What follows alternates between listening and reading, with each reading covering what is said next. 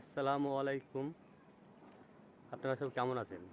আপনাদেরকে আমি এমন একটা দৃশ্য দেখাচ্ছি আজকে।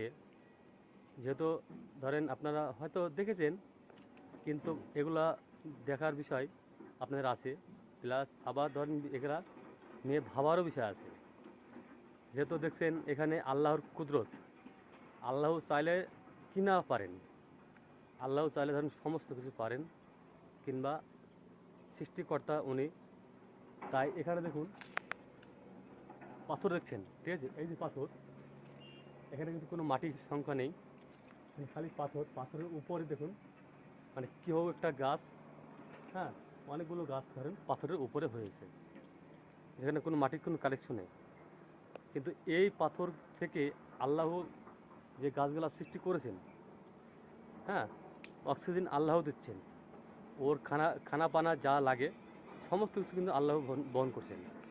তাই বলবো ভাই, আপনারা একটু মাথায় রাখবেন যে আল্লাহ ছাড়া আমাদের কোনো সৃষ্টিকর্তা নেই, আর আমাদের থাকতে পারেও না।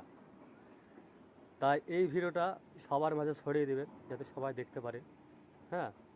আর যদি ভিডিওটা ভালো লাগে তাহলে আপনাদের বন্ধুদের মধ্যে শেয়ার করবেন, লাইক করবেন, কমেন্ট করবেন।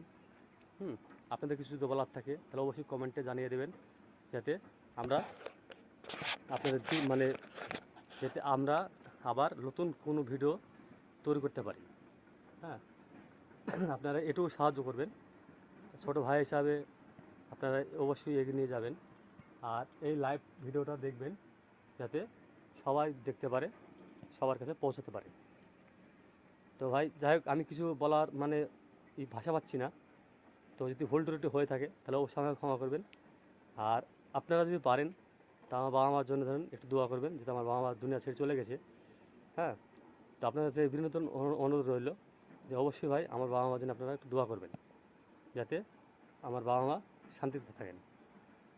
আমি অবশ্যই ইনশাল্লাহ আমি আপনাদের বাবা মার জন্য দোয়া করব, যাতে আপনারা যদি বেঁচে থাকে তাহলে তাদের জন্য হাত বাড়িয়ে দেওয়া হয়, প্লাস এবং যারা মারা গেছেন তাদের জন্য আল্লাহ যেন ভালো রাখেন।